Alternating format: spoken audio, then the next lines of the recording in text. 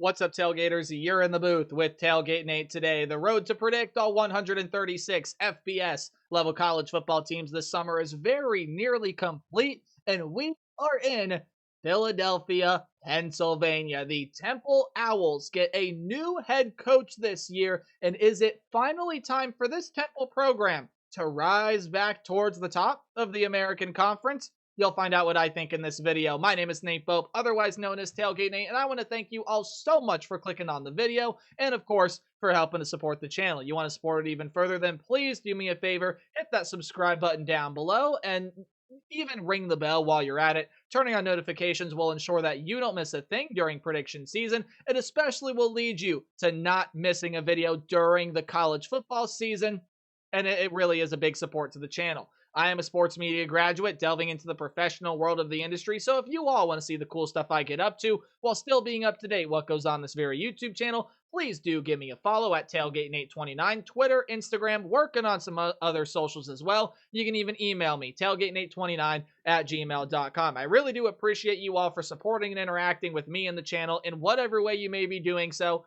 And now, with all that said and done and out of the way, Casey Keeler, welcome to Philadelphia. You are the new head coach of the Temple Owls, and you just take a look at the job that he did at Sam Houston State.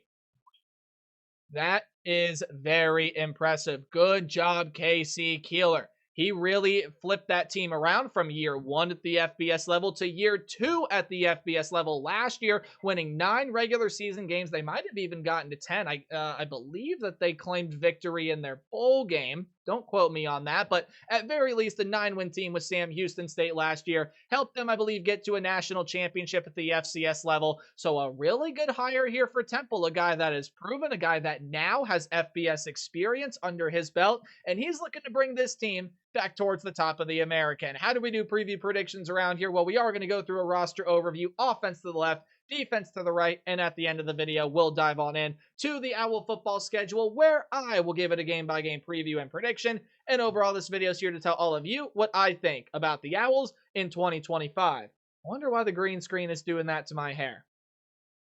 And there you go. That probably makes it a little bit better. Right down below me are returning production numbers. They're both, or I say all three, according to ESPN, factoring in portal additions up to a very small percentage, and recruiting and transfer portal ranks for the class of 2025. They both are according to 24/7 Sports. We start with your offensive coordinator, Tyler Walker, and on the offensive side, despite your starter in Evan Simon returning from last year, former Rutgers Scarlet Knight threw for over 2,000 yards, 15 touchdowns, 9 interceptions. Not a bad year last year. You're going to get a guy with tremendous upside in Giovanni McCoy transferring in. Was originally going to go over to Texas State, made that late change over to Temple, and I think he's probably going to end up being your starting quarterback. Now, last year at Oregon State, 1,300 yards, just 3 touchdowns to 6 interceptions. Did not really carry over that amazing success that he saw at the FCS level with the Idaho Vandals. However, let me tell you about that success. 2,900 yards in 2023,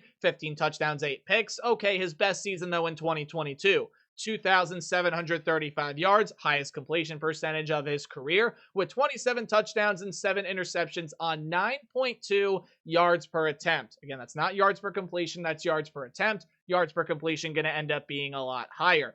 He was the recipient of the Jerry Rice Award. That goes to the best FCS freshman in college football. He got that honor in 2022, and you just take a look at some of the upside that this kid does possess. I mean, it is through the roof. Rushing potential really got flashed at Oregon State last year. 328 yards and 5 touchdowns. That's by far and away his most prolific season on the ground. So he combines what he did at Idaho on the passing side, and then you take what he did in the rushing standpoint over here, and you smash them together. Oh boy, you got yourself quite the starting quarterback here in Philadelphia with Giovanni McCoy. Leading rusher in Terez Worthy is going to come back. Likely we'll see maybe a diminishing role. That's not entirely for certain in my mind. He, at very least, I think is going to be the number 2 back. Could even be the number 3 behind Joquez Smith. But there is a transfer coming in. Been around the block, been with a ton of different programs, was with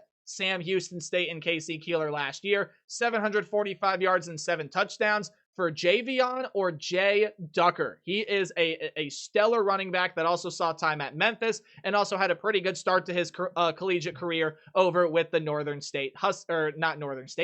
Illinois Huskies. My apologies. So getting him into transfer in, as well as a guy being a familiar with this Casey Keeler system and being a really talented player, I think he's your RB1, bona fide. I think he's that starting running back, and maybe Worthy slots into that too. I think you're also going to see Smith vie for a lot of carries this season as well. May very well have been, was that third leading rusher last year. You do lose a guy that had the most carries in Antwain Littleton, so he is gone, but again, some solid pieces are going to return. When you look at the top two wide receivers, you do have Dante Wright and Ashton Allen. And I'm realizing it doesn't say what they did over here, but they are both gone, okay? Top two wide receivers, Dante Wright, Ashton Allen, both gone. No longer a Temple Owl. Right last year, 792 yards and 6 touchdowns. Really, again, viable piece in this wide receiver room last year. So you are going to be losing him as well as, again, Ashton Allen. So most of your production this year, Nate, where's it going to come from? Well, I think it's going to be from a lot of notable returning pieces. Guys like John Adams and Antonio Jones, as well as a name that I'm definitely going to butcher, but I'll give it a shot. Kajia Holloway. He is going to be coming back. All three of those guys I just mentioned are redshirt seniors, and you have some good experience in your two deep as well, such as Ian Stewart, who is a graduate student. There are a few portal pieces that are coming in that you're not really going to see on a lot of depth charts, especially on ourlads.com. Jojo Bermudez is a guy coming over from Delaware, and then over from St. Thomas, a school in Minnesota, is Colin Chase. So you do have a couple portal pieces entering in here, but overall, do I see them doing anything super prolific? Probably. I do think it's going to be mostly the guys that you see return to the room that will make up a bulk of this production. There are also changes to the tight end room. Daniel Everett is going to be the next lead after your lead tight end from last season does depart. That was a guy by the name of Landon Morris. He's now over with the Cal Golden Bears. Everett did have 8 catches last year for 143 yards and 2 touchdowns as a true freshman. So now going to be a true sophomore this year, going to be thrown into that massive role. Your starting offensive line returns just a few pieces from last season, and it overall, I think it's going to need to show a lot of growth as it enters 2025. Did allow 37 sacks last year, 28 of them of which to Evan Simon, although that number could go down, especially with offensive line improvement, as well as the likes that you have a guy that's probably a little bit better suited for running the ball in Giovanni McCoy, especially after seeing what he did with the Oregon State Beavers last year. So, okay, you take a look at this offense. I think Giovanni McCoy, again, he smashes his Vandal passing with his Beaver rushing. Bam, you're going to have yourself a really good starting quarterback here in Philadelphia. I think he's got some pretty solid weapons. This wide receiver room does worry me a little bit. Definitely don't think it is going to be one of the more talented rooms in the conference, so on and so forth. So that does worry me a little bit. I wonder really who Giovanni McCoy is going to rely on, who's going to be making plays in the wide receiver room. Offensive line, you also worry about. You definitely want to see them grow, although that can happen this upcoming season. Moving on over to the defensive side. Brian L. Smith is your defensive coordinator. Building this defense is just simply going to take some time, right? It was not a very good defense last year and hasn't been that good of a defense over the past couple of seasons. Only 15 sacks last year. It did force 15 turnovers. Okay, not a downright horrible number. That's over 1 turnover force per game. Definitely could see that get up there as well. And you do lose a lot of nice solid pieces off of this team, especially this defense from last year. Discipline, aggressiveness, that all I think is going to have to be developed, and it's not all going to happen overnight. That's something that you're going to need to find as camp has gone along, something that you're probably going to need to find as the season goes along when you get battle tested in full speed in-game scenarios. Those are things that you very well kind of have to adjust once you're in the good straight and flow of the college football season. The defensive front, however, it's got to be bulked up, period, end of story. there are a lot of mainstays that are going to be coming back, even though you do lose a ton of big pieces from last year. But here are some of your pieces coming back. Most notably, in my opinion, is Sekou Chroma, that defensive tackle. I think he's going to play a big role for you this year. A lot of other experiences there to start. Some more experience comes in through the transfer portal, such as Charles Calhoun, who's a Gannon transfer. That is a D2 school. As well as a guy by the name of Aaron Beckswith, who's over from UMass, has had 32 tackles over the past couple of seasons. Okay, there you go, but not a whole lot of sack production to go with him. Same thing with tackles for loss. This is simply a defensive front that's got to find something, some way to take a step forward, bulk up, period. It has got to happen if this Temple defense and the Temple team wants to take that massive step forward in Casey Keeler's first year. Linebacking room. Well, you're going to lose some pretty nice talent out of this unit as well, because 2 linebackers that exceeded triple digits in the tackling department are both going to be gone. Tyquan King has transferred over to UConn. He was your leading tackler last year with 111 of the suckers and 3 sacks last year. And then DJ Woodbury is also going to be gone. Just simply, I believe that might have been an eligibility thing with him, but no more college football for DJ Woodbury. 103 tackles and a pair of sacks for him last year. Among some more pieces that are going to be leaving, not just those 2 guys, you lose a lot of your solid depth as well. Unlike the defensive front, though, that's going to have to find something with these returners that do come back. The linebacker room did get some help through the transfer portal. There are still some returners that are going to have to step up, play in some big roles, especially Eric Stewart, who might start at that will position. I don't believe I mentioned the name of Cameron Stewart. He did have 18 tackles, 5 tackles for loss last year. He's going to kind of play that edge position for you, so you can absolutely throw him in that defensive front category. But again, transfers, like I talked about, Jalen Stewart, he's transferring over from UMass. That is a big-time transfer. And I know big time from UMass, what's the big deal? Guys, he had 77 tackles, 2 passes defended, 2.5 sacks on 3 tackles for loss last year. That's some really darn good production. So happy to have Jalen Stewart here with this defense. Javant Brown is also going to be coming in. He's a Kentucky transfer that, again, brings a lot of high upside as a former Power 4 talent. And then playing that star position this year, kind of that combination linebacker, defensive back, and play a little bit of everywhere. You're going to slot in a couple transfers. Most notable one is Ty Davis. He's coming over from Delaware, where he had a solid season with the Blue Hens last year. And then Willie Love is a Monmouth transfer that enters here to back him up. So a couple transfers in the 2 deep in the star position. That segues perfectly into the secondary, because your top 5 tackling defensive backs, well, they're all gone. What else is new with this Temple defense? You lose a lot of your top pieces from last season, albeit much like the linebacking room, there are a lot of returners that are going to have to step up, playing some big-time roles, especially the farther you go back in this defense, especially that safety room. Javier Mortar, Louis Fry, those are going to be, that's probably going to be your safety duo this year, but a lot of portal pieces do come in. The most notable one that's probably going to get the most reps and could overall be one of, if not your best defensive back this season, you are going to get Jalen Castleberry. He's a Youngstown State transfer, also played at Tiffin, which I believe is a D2 school, and a name that obviously is on the screen that I saved for last. Also could be one of your better defensive backs this year, and Ben Osweke. He's going to play on the opposite end of your transfer, Jalen Castleberry, in the cornerback room. He was a very, maybe not very big, but Osweke was a nice, solid piece in the secondary last year, expected to be a big part in the defensive back unit this upcoming season. Dante Anton is going, sorry, that's wrong.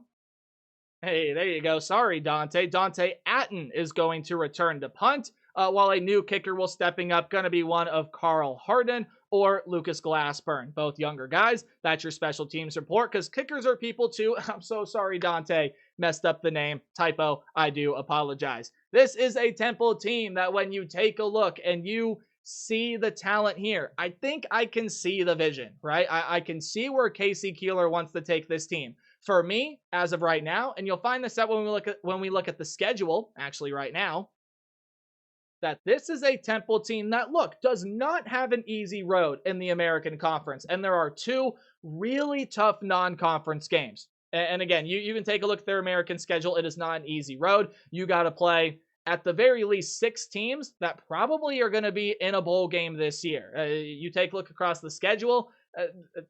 3/4 of the schedule could easily get to a bowl game this upcoming season. Maybe at least 2/3, 3/4, maybe pushing it a little bit. Same difference, right? This is the Temple team that's got a lot of building to do. Casey Keeler's got his work cut out for him, but he's a builder, right? He built up Sam Houston State. He did it well. So I think you could see some flashes of brilliance here in year one, but I don't think it's going to amount to anything spectacular. And I think I'm going to say that a little bit later once I go through my predictions. But for right now, let's take a look at the FanDuel odds. Again, these are courtesy of FanDuel. No, I'm not sponsored. No, I'm not telling you to go place your money on these numbers. I am the worst person to ask in that. So on and so forth. It just does provide some nice, good context to see how good the odds makers think Temple is going to be. Well, much like I've been saying, they think it's a rebuilding year for this program. Tied for the worst odds to win the American Athletic Conference, plus 10,000 is the highest odds you can get on FanDuel to get into the college football playoff, and 3.5 is that over-under win total. Really putting into perspective, it's a building process here with Temple, but can they surprise? Well, I think that there's a potential to, especially if Giovanni McCoy just excels. Probably doesn't matter how good the talent is in the wide receiver room. You get a guy like Giovanni McCoy that just goes out there and does what he does. I think you're going to see some good success, as well as if the defensive pieces fit. But with this schedule, you're going to be going through a lot of landmines. Even this first game on the road against UMass. And look, there may be some Temple fans that laugh at this. I do think you go on the road. You lose this game to UMass, and the Minutemen are going to start off their 2025 season with a victory. No, this is not a UMass team that's going to be stellar. No, it's not a team that is going to be spectacular. No, it's not a team that probably is even going to exceed their overall record as an FBS program with only 4 wins. That's the most amount of wins they've ever seen as an FBS program. But there are things here with UMass to like. Obviously, they lost a linebacker over to Temple. Okay, sure. Brandon Rose coming in to be quarterback. Okay, former Utah Ute. I do like him a little bit. Rocco Griffin. Now, that's a good name in the running back room they brought in through the transfer portal. Some good defensive pieces, especially a secondary member going to play safety for you, and D.D. Snyder. Okay, I see you, UMass. You got some solid pieces. Again, are the Minutemen going to be spectacular? No, not by a long shot. But I do think they beat Temple, especially having to go on the road and play in Massachusetts. I do think you're going to be able to get a win against Howard to get yourself back to 500 and overall build some momentum. Now, it would be great if you can go 2-0 through that first 2-game stretch, and you definitely can. Again, like I'm sitting up here and saying, UMass is going to be nothing special. So if Temple is absolutely going to be a team that explodes, this is absolutely a team that can do a lot better than I'm perceiving them to do throughout the first 2 games and probably on this whole schedule there as well. You do have a home game against one of these 2 Power 4 opponents. It is against Oklahoma. By the way, love it. Love that group of 5 teams are getting home games against these Power 4 teams, especially a team out of the SEC. Love it, love it, love it. Doesn't mean that you're going to win, though. Now, what happens with John Mateer and the whole Venmo thing? That's going to be interesting to watch. However, for right now, nothing has happened with it. So we're going to pretend like he's still going to be the quarterback at Oklahoma. Overall, at this point, I think he likely will be. Yeah, he's going to be pretty good. Oklahoma's got a lot of good weapons, really dealt with a lot of injuries last year. As long as they can stay healthy, they're in for an improvement in what happened in Norman last season. And then Georgia Tech, probably one of the biggest sleepers people are talking like in all of college football. Georgia Tech is a team everybody's hyping up. Watch out for the Yellow Jackets. This is going to be a good year for Georgia Tech. I think that's very much so going to be the case. You got some really good pieces coming back, like Haynes King at quarterback, Jamal Haynes at running back. This is a Georgia Tech team that I really do think you got to watch out for, and it's a team that Temple will lose to. You do get your bye week here in week 5. We'll take a quick water break, because it's always important to stay hydrated, especially now that we're getting into the slogs and the dog days of summer. Hopefully weather is nice wherever you are. Especially if you're watching from Philadelphia.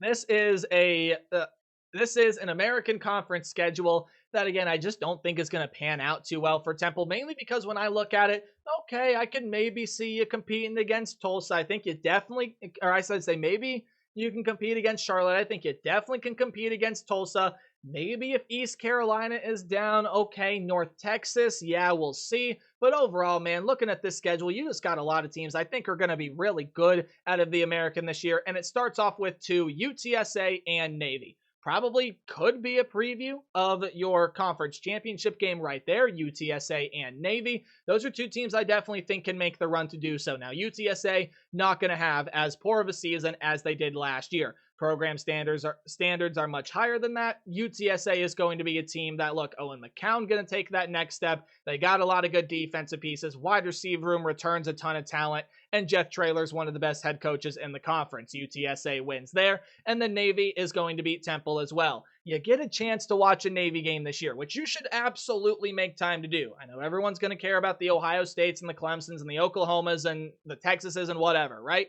Take a look at Navy this year. Watch number 11, Blake Horvath. He is a stud, a really good offensive player, and this is a Navy team I am really looking forward to watch. One of the teams out of this American Conference, and even one of the teams out of the whole group of five that can compete for a G5 spot. That G5 spot in the college football playoff. Navy can get there. They are that good. They are that talented. Here are the two games I told you, hey, you want to pick out a couple of wins here? These are the two games that I think that you can do it. However, both of them are going to be on the road. And you look at Charlotte, Tim Albin coming in at head coach. Look at what he just did at Ohio, bringing in some nice solid talent after Biff Poggi did not have a great successful tenure at this program. Think Charlotte's going to win a couple games. It's going to be a building process for Tim Albin here in Charlotte. However, I think they see some good success right away. So Temple does lose that one. But Tulsa, straight up, and I've said this in videos before, I just don't think Tulsa's going to be that good this year. I simply see them as one of the worst teams in the country this season. Not a whole lot for me to base off of. I believe they also have a new head coach this year. This is just going to be quite the year for Temple to bulk up, build some talent, try to keep your guys around. I just don't think the Golden Hurricane are going to do much of anything this college football season. I do believe that's going to be a win for the Temple Owls. So you got one win at home, one win on the road, and maybe that road win can boost you, right? Okay, you're feeling good. Now you get a potential for an upset at home against East Carolina. Yeah, I don't think that happens.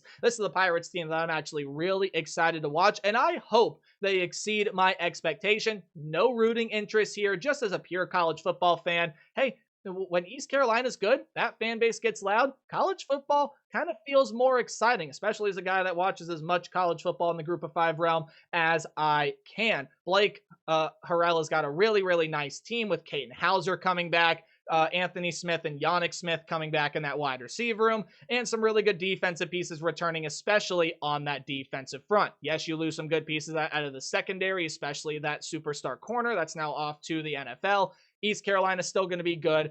They will improve from where they were last year. That's a loss for Temple. Also a loss on the road to Army. Yes, again, I can hear you Temple fans screaming, no Bryson Daly, no Kanye Udo, no Elo Medozi. What do they have left? A really good head coach, good physicality, good discipline, and overall some really good talent. I think it's Dwayne Coleman. Fact check that here in a second. That's going to be taking over the quarterback position. Fact check that before I go any farther. Yes, I am correct. Dwayne Coleman going to take over that quarterback position. Think they still got some solid backs, and I think they still got a lot of good defensive pieces, even when your stud linebacker does leave. Army, probably not going to be as good as they were last year, but they'll still be one of the better sides in the American. Tulane, yes, they lost a lot of talent. Darian Mensah, gone to Duke. Mekhi Hughes, gone to Oregon. Wide receivers, defensive pieces, gone portal, gone NFL, gone, so on and so forth. And Temple's got it at home. Yeah, don't count on it. Tulane's quarterback battle is really interesting. Jake Retzlaff is there from BYU. Caden Simmons is there from Ball State. And a lot of good talent is going to surround a team coached by John Sumrall that you can make the case he's the best head coach in this conference right now. And then on the road at North Texas, I do think you drop this one as well. The Mean Green have a chance to be that sleeper in the conference this year. They lose a lot of pieces, especially Chandler Morris at quarterback, but they get some nice pieces back that are going to fit well within this system. North Texas has a good amount of success, and I do think that they are able to win against the Temple Owls, leading the Owls to a 2-10 season. Okay, I know it's very disappointing, and my realistic record range, again, this is not a true floor, this is not a true ceiling, this is what I expect Temple to do this season. Again, 4-8 to 11-1. This absolutely is a team that, look, when I just look at this schedule, I just see a lot of teams that are going to be a lot better than Temple. Quite frankly, that's just the way that I see it. UMass, I think you can win that game. Charlotte, I think you can win that game. Now, with both being on the road, you maybe drop one of those. You can surprise at home here, say against a team like East Carolina, or maybe UTSA doesn't get back up to standard, or hell, maybe you even take that game on the road against North Texas. Who knows? But I think it's going to be quite the building year here for Temple. I think they're really going to struggle throughout this season. And overall, I got them going 2-10. But I want to hear what you guys think about the Owls in the comment section below. Guys, we got just 6 teams left. Tune in for the rest of predictions. Remember to play hard, but tailgate harder. See y'all in the next video. College football's coming up soon. Goodbye.